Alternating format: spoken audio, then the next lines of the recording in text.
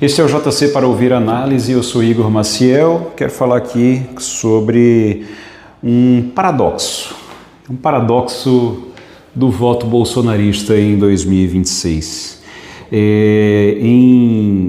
Lá no passado, Tom Jobim, o maestro Tom Jobim, ele tinha uma frase, ele cunhou uma frase, né? Ele deixou para a história uma frase que ficou famosa. Na época ele vivia entre Nova York, ele morava entre Nova York e o Rio de Janeiro, e ele dizia que viver em Nova York era bom, mas era uma merda. Viver no Brasil, no Rio de Janeiro, era uma merda, mas era bom. Essa frase ficou famosa por causa do paradoxo nela mesmo, porque e ela é bem explicada, você consegue entender. Você tem todas as vantagens de viver em Nova York, claro, a modernidade, a tecnologia, as coisas que você tem lá, o luxo que você tem em Nova York, mas você não tem as coisas que você tem no Brasil.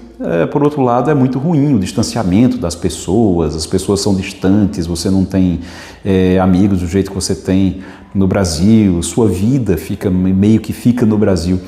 E quando você está no Brasil, você tem a sua vida, você tem os amigos, você tem família, mas, ao mesmo tempo, você tem violência, você tem engarrafamento, você tem trânsito, você tem um transporte precário, você tem muitas coisas ruins que o Brasil tem até hoje. Então, essa frase de viver lá fora é bom, mas é uma merda, viver no Brasil é uma merda, mas é bom, ficou famosa na época e é utilizada para várias outras coisas, inclusive na política. E no caso do bolsonarismo, nesse ano de 2026, a frase se aplica. Você ter o sobrenome, você ter o apoio de Bolsonaro em 2026 é bom, mas é uma merda. E não ter é uma merda, mas é bom. Por que eu digo isso? Porque é o seguinte, gente, o que acontece com o que vai acontecer com todos os candidatos bolsonaristas nessa eleição de 2026, tendo ou não o sobrenome Bolsonaro? Eles vão partir com um piso alto, então é um piso muito alto. Você vê, o exemplo é o Flávio Bolsonaro. O Flávio Bolsonaro não partiu de baixo com 3, 4% das intenções de voto. Ele já aparece nas pesquisas com quase 30%. Então ele parte já de cima. Ele parte com quase 30% das intenções de voto. É diferente de alguém que chega ali, começa com 5, 6% e vai crescendo, porque tem muito espaço para crescer, porque ninguém conhece, por exemplo. Não, ele já começa com 30% quase. E isso, por um lado, é muito bom, mas também é ruim, porque a rejeição ao sobrenome Bolsonaro e a rejeição ao Bolsonaro em si, ao apoio do Bolsonaro, ela acaba criando um teto baixo. Então você parte com um piso alto e um teto baixo. O que é que acontece? Você fica corcunda tentando se equilibrar? Não, não é só isso. O que acontece é que você parte de cima, mas não tem condição de crescer mais em momento nenhum. E se esse piso não for suficiente para você ser eleito, infelizmente, você tende a perder a eleição no segundo turno. É o que pode acontecer, o que se prevê que vai acontecer com o Flávio Bolsonaro. E por que isso pode acontecer com o Flávio Bolsonaro? Claro, a não ser que surja algum imprevisto, alguma coisa muito grande, algum grande escândalo, alguma coisa do tipo, que realmente pegue e derrube o Lula. Mas fora isso, você tem o Lula partindo com um piso mais alto.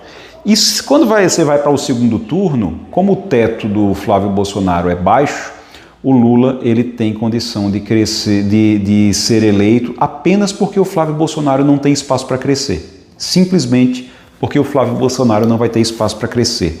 Isso é a realidade nacional. Não é por acaso que os partidos de centro, e aí você bota o PSD, do Gilberto Kassab, você coloca o União Brasil, do Antônio Rueda, você coloca o PP, né, o Progressistas, do Ciro Nogueira, todos esses partidos, eles ficam ali numa situação, são partidos de centro-direita, que eles ficam numa situação muito difícil, porque eles sabem da impossibilidade do Flávio Bolsonaro de vencer a eleição.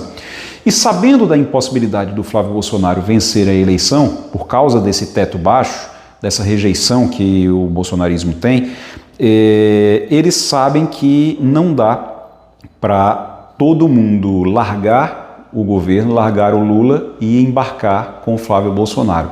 Não dá para vencer a eleição. Mesmo que eles todos se unissem, não daria para vencer a eleição por causa do sobrenome Bolsonaro. Uma coisa é você botar um Tarcísio de Freitas, que apesar de dizerem, olha, tem o apoio de Bolsonaro, ele aproveita o melhor de cada coisa. Ele vai aproveitar o piso do bolsonarismo, então ele já parte com um piso alto, e não vai ter a rejeição do sobrenome Bolsonaro. Tarcísio de Freitas seria o candidato ideal, e por isso todo mundo estava trabalhando por ele. Quando Flávio Bolsonaro se coloca como candidato e diz, o candidato serei eu e pronto, e acabou, aí realmente cria uma impossibilidade. E esses partidos, eles ficam amarrados, eles ficam presos nessa situação. Isso é o cenário nacional. Aí você vai para os cenários locais. Nos cenários regionais, essa situação também acontece. Você tem um piso alto e você tem um teto baixo. Por exemplo, e tem um exemplo em Pernambuco, um exemplo muito bom em Pernambuco. Gilson Machado.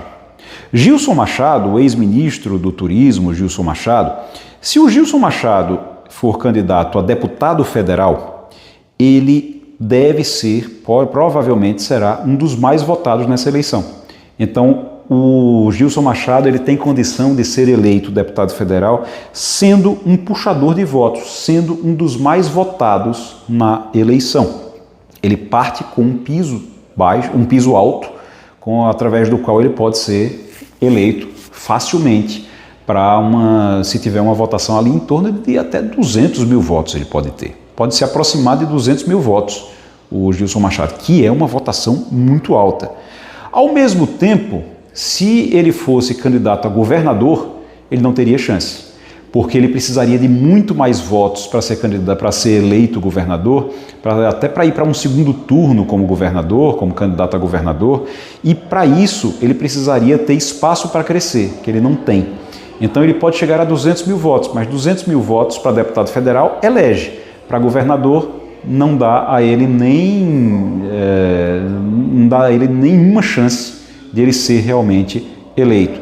Senado também é uma eleição muito difícil, ele precisaria de algo em torno de 1,5 milhão de votos, que hoje ele não teria. Então 1 milhão e meio de votos para poder ser eleito, ele hoje não teria essa votação, não teria condição de ter essa votação. Então ele por ser bolsonarista, ele parte com um piso alto, mas ele tem um teto baixo, ele não tem muita condição para crescer, então ele tem que escolher bem qual é o cargo a qual ele vai se candidatar, para poder ter chance realmente de ser eleito. A mesma coisa acontece com candidatos a deputado estadual, outros candidatos a deputado federal. Você parte com um piso alto, mas tem que saber qual é o seu limite, porque ser bolsonarista nesse ambiente de 2026 não é algo que realmente lhe dê uma possibilidade muito grande de crescer, de crescimento. Vai ter um limite. E essa eleição de 2026 vai ser marcada por esse limite, por esse teto baixo para o bolsonarismo, com uma rejeição bem vistosa nesse parâmetro. Então é isso, puxando ali a frase do Tom Jobim, do maestro Tom Jobim, você tem essa situação curiosa em 2026. Ter voto bolsonarista, ter apoio de Bolsonaro é bom, mas é ruim. Não ter o apoio é ruim, mas é bom, porque você vai ter espaço para crescer. Esse é o JC para ouvir análise. Eu sou Igor Maciel, obrigado pela audiência. De segunda a sexta a gente está aqui no Spotify, no Jornal do Comércio. Um grande abraço a todos, tchau, tchau, até amanhã.